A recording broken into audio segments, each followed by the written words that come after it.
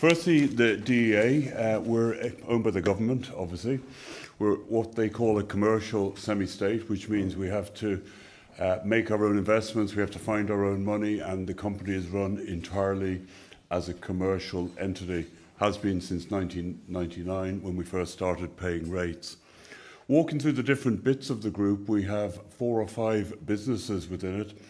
Our newest business is DAA International, which operates internationally in airport management contracts. We won a major contract last year in Saudi Arabia to operate the new terminal in Riyadh on behalf of the Saudi government. And to put that into context, it's about half the size of Dublin Airport, which has started up and is operating very, very successfully over the last 6 months.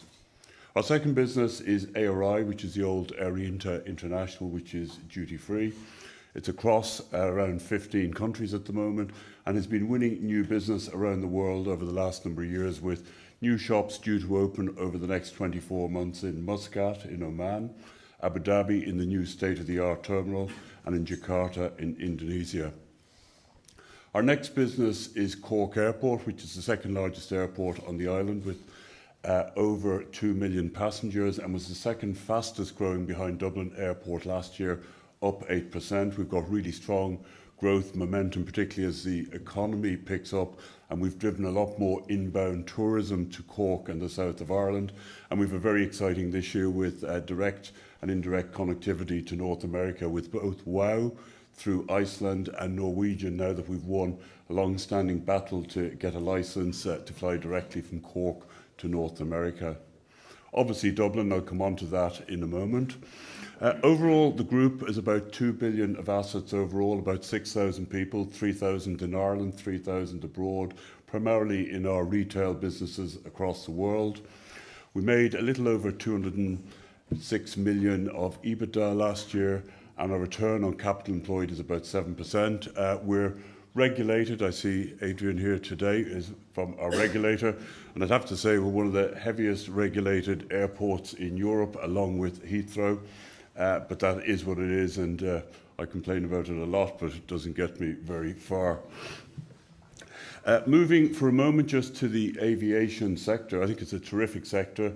We obviously live in an island. We have a far higher propensity to travel than our neighbours in the UK and in Europe. We travel 4 times more by air than Europeans, twice as much as people living in the UK. But aviation matters in this economy. Not only is it a key industry all on its own, we're absolutely privileged to have a number of very, very strong airlines based here, particularly Ryanair and Aer Lingus, but also a key home to the aircraft leasing industry, a key home for talent for aviation globally. And I think the government has recognised that, and also recognised the very special role, quite uniquely, of governments across Europe that aviation has in creating economic impact and developing the economy. So it developed a very progressive national aviation policy a number of years ago, in which enshrined Dublin's role in providing essential infrastructure, which is one of our key challenges, as well as running the company successfully financially, bringing on the new runway on a timely basis, and building Dublin as a hub to North America. As we stand back at the beginning of 2017 and look at our business and look at the environment we operate in, it's worth just summing up the sort of 4 or 5 key challenges, good and bad, that we see. Clearly, the Irish economy has been a great star over the last year in particular. It looks very strong again this year. I think we would see some concerns in terms of rising costs, competitiveness, also some of the fragility given the political system, not just here, but across Europe and the US. Secondly, the oil price has been very good to our customers and therefore to us over the last 2 years. It's now started to go back up again, up around $56, which is good because our customers have made more money, they've bought more planes, they've reduced their prices, and it's helped our business to grow and develop. Thirdly is terrorism. The terrible terrorist attacks, particularly across Europe over the last 18 months, have had an impact. I think if you look at the tourism industry in Egypt, Turkey, North Africa, it's been decimated. Airports are both a target, as we saw terribly over the last year in both Istanbul and in Brussels. And also there's a bigger issue, which is it actually reduces underlying inclination to travel. If you looked in Paris last summer, there was a big step back in long-haul business coming from Asia. They just went somewhere else. They felt it was safer. So I think that's a big key negative factor at play at the moment. Fourthly, the airline cycle. It's a cyclical business. They've been doing well for the last couple of years, and when that turns and what it means is a factor we have to consider. And lastly, Brexit, which we think is very, very negative. As a small island nation parked on the edge of Europe, I think it's critically important that we stay open, we stay able to trade with everyone, and we stay able to keep the advantages that we have at the moment, and we'd be quite concerned where things are and how it's actually all going to pan out. There's now a very modern, leading Category 1 European airport. Last year we did nearly 28 million passengers. We grew by 11%. That made us the fastest growing major airport in Europe last year, and we were the second fastest in the 2 previous years. We're now up to number 12, I think, in the airports within mainland Europe, just behind Copenhagen, and we passed out Zurich in the course of the year. We enjoy, as many of you would know, the single busiest city pair route in Europe in Dublin, London. Clearly, Brexit will be a question for us there, how that continues. And we have a very privileged position in being the number 5 gateway to North America, which we've been working very hard with all our customers to establish over the last number of years. We have a very deep route network, particularly into the UK provincial cities and right into Europe, particularly benefiting from Ryanair being based here and their very, very extensive route network. We work very hard on our primary customers, who are the airlines. And last year, we were proud to be the number 1 in airports of our size, over 25 million, winner of the Routes Award, which is the best airport in the customer's opinion. We also work very hard on our passengers. And for the last 8 quarters, we've been in the top 5 on the hard metrics measured right across all airports across Europe. If you went back 5 or 6 years, we would have been in the bottom 5 of the top 30 airports. And we've been paying a lot of attention, particularly to developing Dublin as a gateway and our long-haul route network. 20 years ago, we had 4 long-haul routes. Last summer, we had 20. All that growth is very good, very welcome. In the recession, we went down to 18.5 million passengers. We're now back up to 28. But like any growth company, that produces lots of pain. Some of the key pieces of pain for us is how we develop our infrastructure to cope with that growth. We think of the business as a factory, so we look at each part of that factory, each part of the day, try to bring on enough capacity to meet our customers' needs on a timely basis. We've quietly been expanding the infrastructure over the last number of years, essentially rebuilding Terminal 1 very carefully. If you think from the car park through security, expanding security, the shops just before Christmas, the new arrivals area, and we're also working through this year the actual departures area. So Terminal 1 will feel and look like a brand new terminal by the time we're finished later this year. And there's a reason for that, to be able to persuade our customers and passengers to be very, very happy in using it.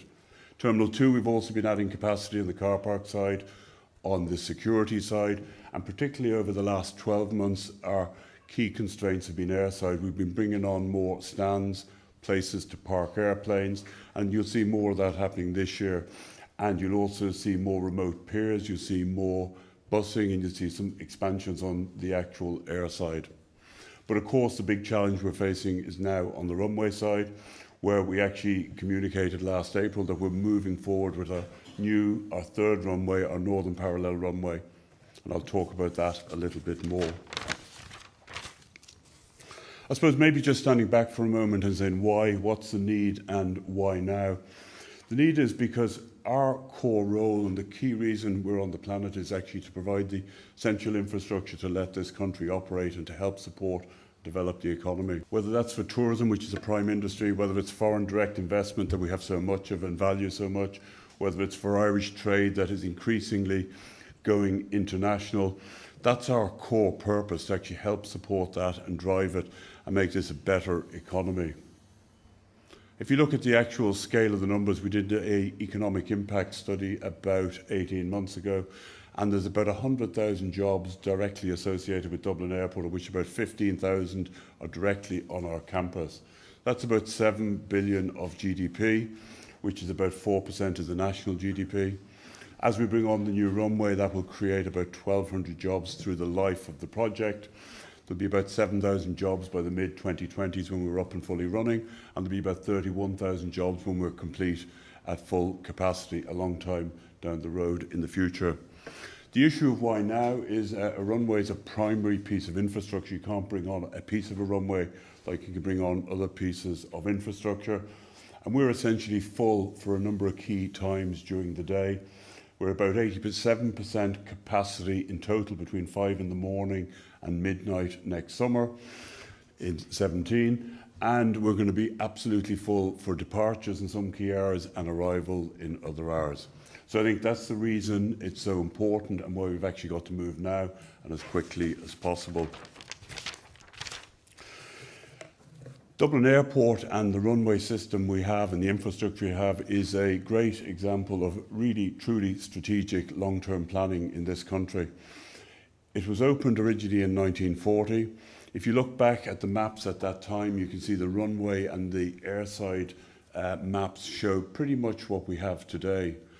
In the late 1960s, and in fact in my office I have a map on the wall from 1968 which shows the runways we have today and sketched onto it where the new Northern Parallel runway will be.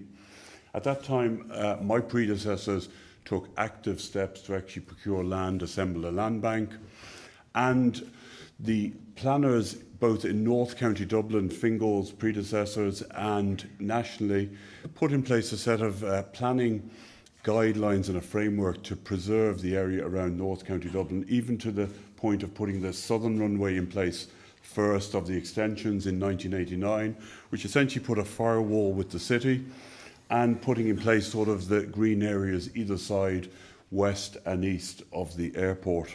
I think that's been a huge success factor and one of the reasons that we've been able to develop and are able to continue developing so quickly. I think it's interesting if you look at Heathrow, for example, where they're going to have to knock villages, they're going to have to knock suburbs to build the runway. Our new runway will all be built on our own land bank. If you look at the relative impact in terms of on the population, the number of houses impacted by, say, a key daytime metric, in Heathrow there are 46,000 odd houses impacted, in Dublin Airport 250. I suppose the unfortunate corollary of that is that for people living locally, they say we live in a wonderful green zone so near the city, and they do, but that green zone so near the city has been put in place and kept that way, waiting for the development of Dublin Airport to be able to provide the economy with the infrastructure it needs. We went through the planning process in the 2000s. Planning was granted in 2007 with 31 conditions. I'll come on to some of those in a few moments. And the project, unfortunately, was put on hold through the recession when our passenger numbers crashed and there was neither the need nor did the company have the financial capacity to bring the project forward. I suppose looking across at what we're doing and how we're doing it, it's going to be a 3.1 kilometre runway. It's about a mile north of the existing runway. It's longer than the existing runway because we've got to make sure that Ireland is able to connect further to the rest of the world, particularly important if you think of what's happening, not just Brexit, but if you think of America and the way that a lot of parts of the world are becoming more independent and isolated. We've designed it to make sure it reflects and is able to support the needs of our customers. And if you look at our customers and their business model, there are three key needs. We've got short-haul customers, and we have around 74 planes that are based in Dublin Airport. We benefit from Ryanair, Aer Lingus Regional, Norwegian and CityJet having base planes in the main. And the key thing in the short-haul business is you're able to get up first thing in the morning, get your plane out, get plenty of turns during the day and get home at night. Secondly, on the long haul, we are a small piece of a global system. We've been very successful not just in building business to North America, but also building business from the Middle East. And what's critically important is that we're able to fit into the flight patterns coming from those parts of the world where essentially flights arrive in the main early in the morning through to late morning and leave late morning to mid-afternoon to be able to connect with connecting waves elsewhere, be that in the Middle East or in North America. And then thirdly, on the transfer side, we've been building Dublin not just as a gateway and one of the largest points of embarkation to North America, but very much as a connection point to parts of Europe and into the UK. And 1 in 5 of our passengers last year were actually not coming to or from Dublin, but to somewhere else. And that's really important for our business and making it more resilient to be able to cope with downturns in the Irish economy. Also make sure that our long-haul route network, if you think 1 in 5 of those passengers are going somewhere else, it means there's a stronger chance of Dublin having a long-haul route and our airline customers having better economics. Cost of the runway is anticipated to be around 320 million. That compares with a cost, say for example in Heathrow, of around 8 billion, and is extraordinary value for money if you look at what we get and what they'll get, which is on the runway side. There's lots of other different pieces of the equation, but like for like, we're massively cheaper. If you look at our position today, there's absolutely no restrictions on our business, and nor should there be. We have 2 conditions that are hugely problematic in the planning that we got in 2007, and we intend to look to have those conditions removed, one of which relates to use of the new runway at night between 11 at night and 7 in the morning. As I said earlier, we're actually totally full at a number of key times, including first thing in the morning. It's like putting an extra lane on the M50 because you're congested and saying you can't use it until after rush hour. So we think that actually is plainly wrong and needs to be changed. The second is a constraint on nighttime flying on the total airport, not just on the new runway, which constrains the number of flights to 65 from 11 at night until 7 in the morning. Right now, we've about 100 flights at night through that time period, and that's been one of the key factors that's let us develop Dublin Airport so well over the last number of years, is building the long-haul business, which tends to come in early in the morning through to mid-morning. You might ask, what's the impact if we didn't deal with those? It would be horrific. Firstly, the day we open the runway, we would lose about 3 million passengers, so that clearly would not make any sense. By the time we get to 2037, we'd have lost around 6 or 7 million passengers a year, so a total of 80 million passengers would be lost to this island. And clearly that would also have the impact of pushing up the price to our customers and probably pushing up higher fares and reducing the connectivity that we'd be able to provide, which I think would be a huge disaster if you think we're moving into a time when the world is getting smaller, we need to be more independent. We need to forge strong trade, business, tourism links with other parts, and being constrained in that way essentially constrains the entire economy. So we think that is not a good thing. Moving through to how we've been working through this, I think there's a general agreement on the need for a new runway. We announced that we're moving forward with the project last April. Clearly there's a huge impact on people living nearby, particularly those people that live nearest to where the new runway is actually going to be. And so we've been working very closely with them and all of the stakeholders, both formally and informally, in terms of engaging, consultation, and a process of formal consultation as we have gone through the last 8 months. I suppose on the individual side, we have been working through the preconditions that we got in 2007. We've put in place a voluntary house buyout scheme. There are no compulsory purchase orders. We've tried to construct it in a way that gives people as much choice and as much flexibility of deciding what works for them in the future after the new runway is opened. We've established and are putting in place a house insulation scheme, community gains. We're also looking and taking input from our key stakeholders locally on other issues that they face and working our way through the analysis of those issues and what, if any, mitigation we can put in place, with an idea of putting in an EIS over the course of the next number of months so that we can actually go to change those conditions. There's a new directive from Europe, Section 598, which looks at noise, which is what the 2 conditions relate to. It basically says, in simple terms, that 4 things need to be considered. 1, land use and planning. Secondly, the type of aircraft that you have in an airport. Thirdly, the amount of noise and the mitigation. And then determine, is there a noise issue or not, and only then determine if any restriction is warranted. We believe, going through those factors, that there's not. We think we're very, very proactive land use and planning, and has been put in place a long time before me. On the aircraft noise type, 95% of the planes using Dublin Airport are of the quietest type. We have a variety of procedures in place with both the airlines and the air traffic control people in terms of minimising the amount of noise, how planes approach, how they come into land, how they brake, how they start up their engines, how they take off, how they leave, flight paths, to actually look on an overall basis how we minimise the impact on people living nearby. We also, as described earlier, have a range of mitigations of where there is noise, and clearly there is if you're near the end of a runway, that actually mitigates and reduces that noise.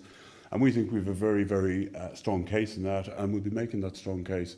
And my job is to provide essential infrastructure, it's to run the business, it's to make that case. It's not up to me to actually decide in that case. So really, we'll be making a very clear, firm case for those conditions to be removed. Where are we now? We announced the project last April. We started through the process of complying with the various planning preconditions. We have continued on with the detailed work of design. We've been out through engagements with our neighbours and various stakeholders. We've had a round of 2 rounds of public consultation, and we've started now the clearing works on the site with a view to being able to move as quickly as possible. We'll be submitting the EIS in the course of the next number of months, as well as what we want in terms of the noise. It'll also be addressing other issues that have come up in the course of the consultation. So just to sum up and turn over for questions, I suppose 3 key things. 1, it's a key artery into the country. It's getting clogged, and we need to make sure it's able to actually work properly to support the development of Ireland, north and south. Secondly, we've got to bring on capacity that actually does that, not just build a 3.1 kilometre piece of concrete. And thirdly, we've put Dublin Airport in a position of having a lot of positive momentum and a lot of opportunities. And it's absolutely critical at a time when a lot of the factors in the external world are quite negative, that we don't actually misstep or lose any of those opportunities. So thank you for coming, and thank you for listening.